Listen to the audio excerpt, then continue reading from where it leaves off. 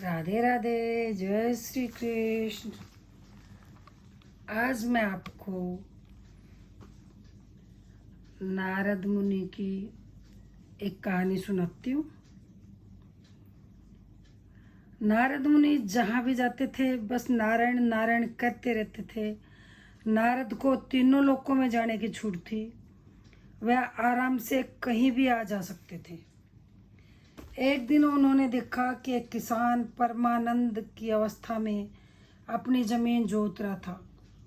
नारद को यह जानने की उत्सुकता हुई कि उसके आनंद का राज क्या है। जब वह उस किसान के पास गए और बात करने के लिए पहुंचे तो वह अपनी जमीन को जोतने में इतना डूबा हुआ था कि उसने नारद पर ध्यान ही नहीं दिया। दोपहर के समय उसने काम से थोड़ा विराम लिया और खाना खाने के लिए पेड़ के नीचे बैठा। उसने बर्तन खोला जिसमें थोड़ा सा भोजन था। उसने सिर्फ नारायण नारायण नारायण कहा और खाने लगा।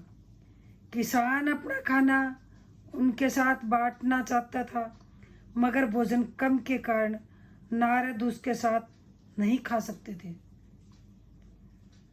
नारद ने पूछा, तुम्हारे इस आनंद की वजह क्या है? किसान बोला, हर दिन नारायण अपने असली रूप में मेरे सामने आते हैं। मेरे आनंद का बस यही कारण है। नारद ने उससे पूछा, तुम कौन सा जप तप करते हो, कौन सी साधना करते हो? किसान बोला, मुझे कुछ नहीं आता। मैं एक अज्ञानी अनपढ़ आदमी हूँ। बस सुबह उठते के साथ 3 बार नारायण नारायण नारायण बोलता हूँ। अपना काम शुरू करते समय 3 बार नारायण बोलता हूँ। अपना काम खत्म करने के बाद मैं फिर 3 बार नारायण बोलता हूँ। जब मैं खाता हूँ तो 3 बार नारायण बोलता हूँ। जब सोने जाता हूँ तो 3 बार नारायण बोलता हूँ।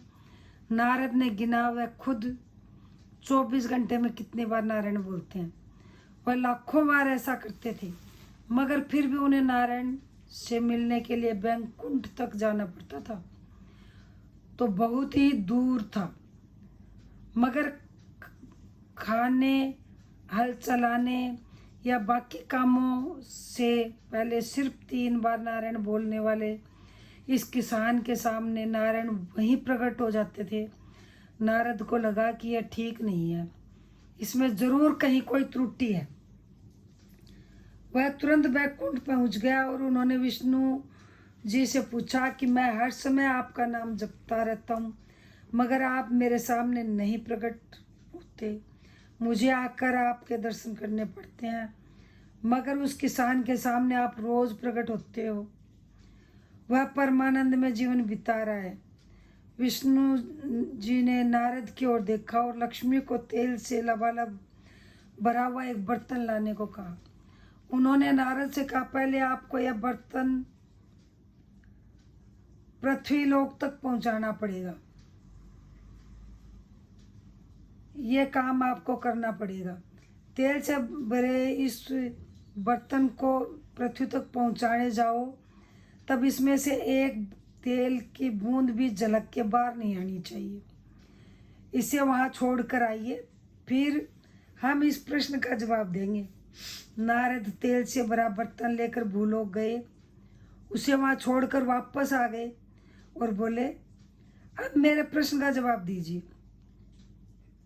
विष्णु जी ने पूछा, जब आप तेल से भरा यह बर्तन लेकर जा रहे थे तो आपने कितनी बार नारायण बोला?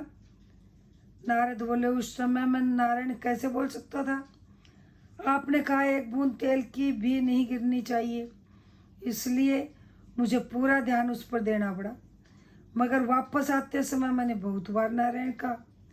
विष्णु बोले, यही आपके प्रश्न का जवाब है। उस किसान का जीवन तेल से भरे बर्तन ढोने जैसा है, जो किसी भी पल झलक सकता है। उसे अपनी जीविका कमानी पड़ती है, उसे बहुत सारी चीजें करनी पड़ती है, मगर उसके बावजूद वह नारायण बोलता है।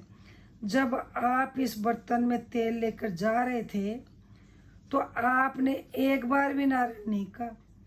यानी यह आसान तब होता है जब आपके पास करने के लिए कुछ नहीं होता।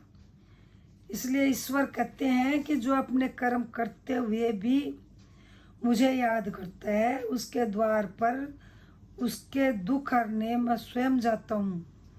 और जो फुर्सत मिलने पर मुझे याद करता है, उसे दुख के समय मेरे द्वार पर आना होगा। इसलिए प्रभु को सुख में भी याद करते रहिए। दुख में तो सभी करते हैं। जो लोग सुख में सिमरन करते हैं उनसे दुख दूर रहते हैं। राधे राधे। यदि मेरा ये वीडियो आपको अच्छा लगा हो तो सब्सक्राइब नहीं कर रखा है तो सब्सक्राइब करें, लाइक करें, शेयर करें और बेल आइकन प्रेस करें, जिससे अगला वीडियो मेरा आपके पास सबसे पहले पहुँचे। सुख में सुमिरन सब करे, दुख में करे न कोई। जो सुख में सुमिरन करे तो दुख काहे कोय। जय श्री कृष्ण।